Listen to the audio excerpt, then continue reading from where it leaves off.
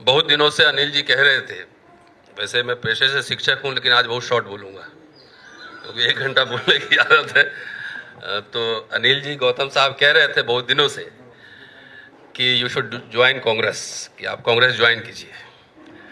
और मैं कहता रहा कि कांग्रेस को एक आंदोलनकारी पार्टी बनने दीजिए। जब सत्ता में कोई पार्टी होती है तो बहुत लोग चिपकते हैं, लेकिन आंदोलन के समय बहुत लोग फिर दूसरे सत्ता की ओर भाग जाते हैं। तो आंदोलनकारी पार्टी बनने दीजिए। हम लोग तो जो 10 साल से काम कर रहे हैं, सिर्फ इंडियन रिपब्लिक और इंडियन कॉन्स्टिट्यूशन का इतिहास बता रहे हैं, और इसका क्रेडिट कांग्रेस पार्टी को ही जाता है। बाबा साहब ने 1947 में एक मिनी कॉन्स्टिट्यूशन लिखा था, स्टेट एंड माइनॉरिटी, और नेहरू जी भी सोशलिस्ट थे। बाबा साहब ने जो सपना देखा था स्टेट सोशलिज्म का, और आप यकीन मानिए, अगर भारत का 40 साल का इतिहास पहला देखिए, भारत उस समय गरीब था, लेकिन नेहरू जी, इंदिरा जी, राजीव जी, सबने स्टेट सोशलिज्म के आइडिया को आगे बढ़ाया। अगर वो स्टेट सोशलिज्म नहीं होता तो हमारे जैसे लोग दिल्ली विश्वविद्यालय में पढ़ाते हुए नहीं होते। पाकिस्तान उधर फौज और सेना बंदूक खरीद रहा था, बना रहा था, लेकिन नेहरू जी यहाँ पब्लिक इंस्टीट्यूशंस बना रहे थे। AIIMS, universities, steel plants, mining college तमाम बना रहे थे।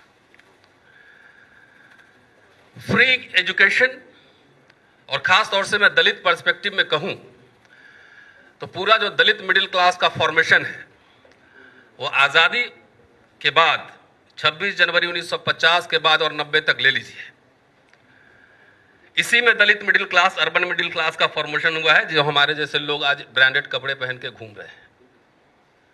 और ये कैसे हुआ? एक किताब में पढ़ रहा था, 26 जनवरी 1950 से लेकर 1982 तक 20 लाख SC ST सरकारी कर्मचारी हो गए थे। मैं समझता हूं कि भारतीय संविधान और भारतीय गणराज्य की एक शानदार उपलब्धि थी। और गरीब भारत ने मुफ्त में शिक्षा दी, सबको दी। सवर्ण भी बढ़े, पिछड़े भी बढ़े, दलित भी पढ़े, वजीफा मिलता था स्कूल में, ब्लॉक में, गांव में जो लोग पढ़ते होंगे याद होगा। Scholarship, freeship.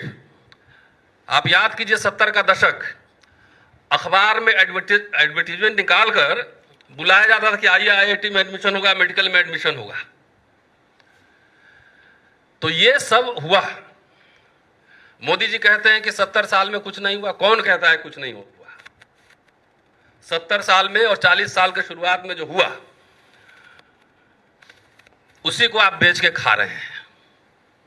फ्री में एजुकेशन मिला, नौकरी मिली, पेंशन मिला। इंदिरा जी ने पेंशन भी लाया, और पंडित अटल बिहारी वाजपेयी जब आए तो सबसे पहले पेंशन छीन लिए, डिसइन्वेस्टमेंट मिनिस्ट्री बनाए। क्यों? आरक्षण खत्म करने के लिए। अब मोदी जी आए तो रफ्तार दे दिए।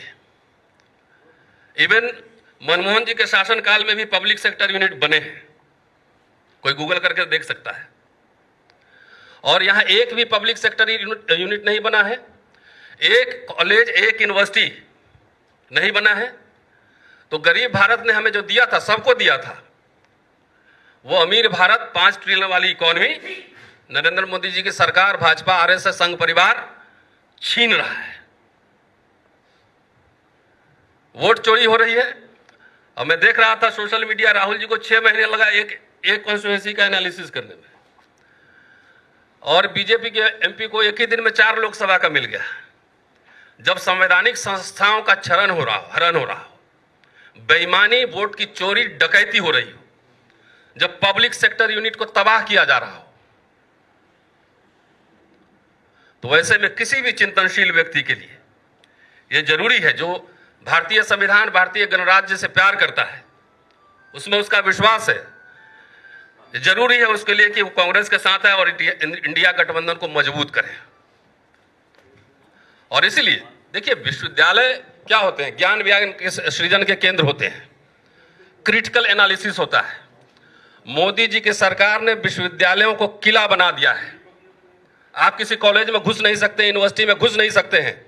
दिल्ली विश्वविद्यालय में पढ़ा हूं, मुझे याद है कि जुबली हॉल माल रोड से लेकर कमला नगर तक डीसी ऑफिस के सामने पैदल घूमते थे, कोई पूछने वाला नहीं होता था। आज किसी कॉलेज के गेट के अंदर घुस के दिखा दीजिए आप, स्टूडेंट भी नहीं जा सकता है, टीचर भी नहीं जा सकता है। तो विश्व गुरु ये बना रहे हैं कि विश्व गुरु बना रहे हैं, ये सवाल सबसे महत्वपूर्ण है। मैं सिर्फ दलित की बात नहीं कर रहा हूं। क्या जब पब्लिक सेक्टर यूनिट बने, जब फ्री एजुकेशन मिला, जब फ्री नौकरियां मिली, पेंशन मिला, तो क्या इसका लाभ ब्राह्मण को नहीं हुआ?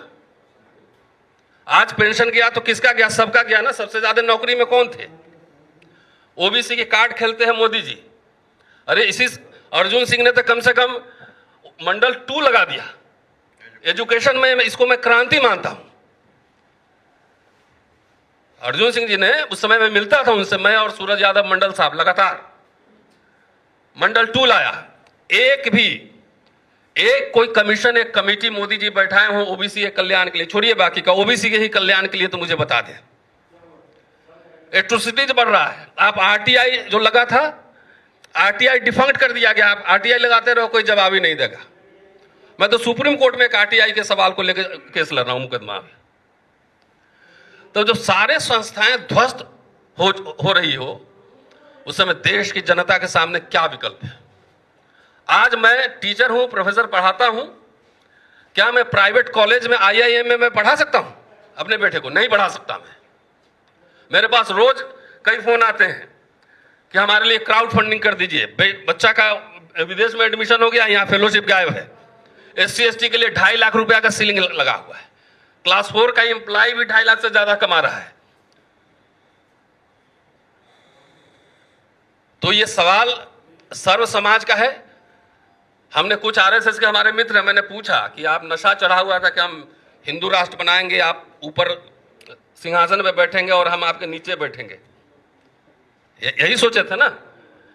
तो आपको क्या मिल रहा है? क्या सुलभ इंटरनेशनल में ब्राह्मण लोग काम नहीं कर रहे हैं? कर रहे हैं ना। मजदूरी नहीं कर रहे हैं। सारे के रोजगार के अवसर, सारे के बच्चे के पढ़ने के अवसर खत्म हो रहे हैं। बाबा साहब जब साउथ बोरो कमेटी और साइमन कमीशन के सामने आए थे, उन्होंने मेमोरेंडम दिया था कि पागल को छोड़कर बाकी सबको वयस्क मताधिकार मिलना चाहिए। कितने संघर्ष से यूनिवर्सल फ्रेंचाइजीज, वयस्क मताधिकार प्राप्त किया गया था, और ईवीएम से लेकर वोट चोरी, वोट डकैती तक सब खत्म हो रहा है। तो अब तो हमारे वोट की कोई कीमत ही नहीं है। तो ऐसी स्थिति में देश के नागरिक जब आह्वान नहीं करेंगे, जब आंदोलन नहीं करेंगे, तो आपका बचेगा क्या? कुछ नहीं बचेगा। सारे पूरे समाज को अनपढ़, निरक्षर, मजदूर। एक एग्जाम्पल देके मैं खत्म करूंगा। दिल्ली विश्वविद्यालय में मैं पढ़ाता हूं, 28 साल से पढ़ा रहा हूं। एडहॉक, पहले हमारे यहां एडहॉक सिस्टम था। एडहॉक मतलब अगर मैं छुट्टी में 2 साल के लिए जाऊं तो मेरे जगह जो टीचर आएगा उसको फुल सैलरी मिलेगी। तो अभी के हिसाब से मान लीजिए 1,15,20 हजार रुपए एक टीचर को मिलेगा।